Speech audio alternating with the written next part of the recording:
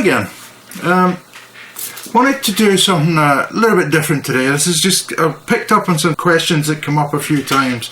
I spotted on Facebook groups and on the forums and stuff. And I thought I'd just show you, as in a kind of tips thing, but show you how I work with certain things. And the two things I want to cover is panning and recording takes, how I deal with it and etc. Because one thing I found that when I first started using the takes function in Reaper, I got quite confused quite quickly and I found it quite a messy situation. So what we'll do, we're recording my microphone up here, as you can see, so I'll just record a little bit and I'll do a few different takes of it so that you can see what I'm in. So if we just do this quickly, okay, so just hit record. And as you can see, it's recording my voice here. Then if I stop it and I decide I want to do another take, I hit record again and it's recording. I maybe don't stop quite in the same place, I'll let it run on a bit more and stop. Now you see I've got this split in the item, and then again if I do another one and just record a little bit, if I stop a little bit earlier, as you can see now you're starting to get all these kind of blocks and it gets a bit confusing because what's actually what and what isn't what, etc. So let's get rid of that. What I usually do is when I'm doing a recording, I'll do the first take. So if we just show you that, I'll do the first take and let it go, and then when the person stopped doing whatever it is they're doing, you just hit stop. And what I'll do is I'll just try and pull it back to the nearest kind of lines to snap it on the grid where I can, obviously not cutting off where you've recorded. Then I do a time selection, and what I do then is I knock the Reaper into record mode time selection auto punch, select that, and if we go back, if I hit record again, what will happen now, it'll only record within that time selection. So what will happen is, you see you get equal takes, so there's none of this little blocks with nothing in it and what's what. Because actually if you saw in the one before, the two blocks where I stopped at the end, it would have actually played what I'd recorded before after that. So I'll just do one more show you, so as you can see, you just run it.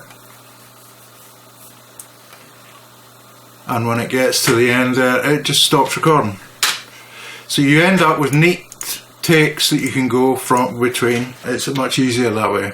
Next one I spotted and is about panning and panning law and what should you set Reaper at for certain panning laws. Now my kind of rules are, if I've got fast panning, i.e. I've got a track and I'm going to put it to the left and it's going to stay there the whole time, that's all I do. I don't adjust the panning laws. Reaper's panning law is actually just, the default is 0 dB. Now what that means is that when you pan to the left, you'll get exactly the same signal level as you do when it's in the center or on the right. The thing is though, if it's hard left or hard right, the signal actually isn't as loud, because when you think about it, when you bring it into the center, you're then listening to it through both speakers, so that it can actually appear that it's louder, even though in real terms it's not, but it can seem that way. So my kind of general rule with it is, I'm right clicking on the pan knob, okay, and you get this text box that comes up, and your options are, it comes in a default like this. Click the override default track pan law, and then you've got some selections you can choose from. Off the top of my head, I think this -2.5 was the old version of an older version of Pro Tools. -3 is the kind of latest version of Pro Tools.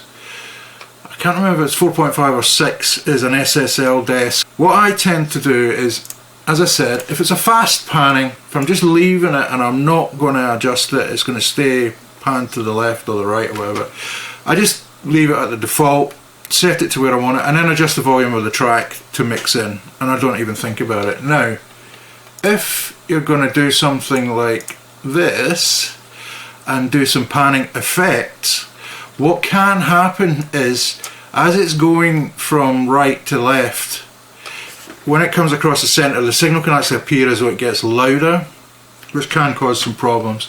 In that case, what I will do is I'll set my pan law to minus, I use -3, it's up to you. If you find that you're still getting it still appears a little bit too loud, choose a higher one, you know, choose -4.5.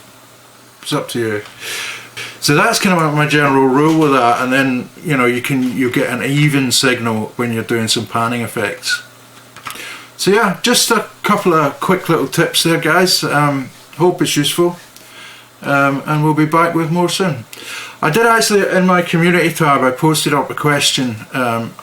You know, if you guys can let me know if there's anything you want me to cover, you want to see about Reaper. I had someone, sorry I can't remember your name, but you talked about lining up guitars. Now, I wasn't 100% sure what you meant with that. Is it lining up out of time guitars? I mean, if you could just explain a little bit more what it is that you're thinking about there. Yeah, so I hope that was helpful. See you soon. Bye now.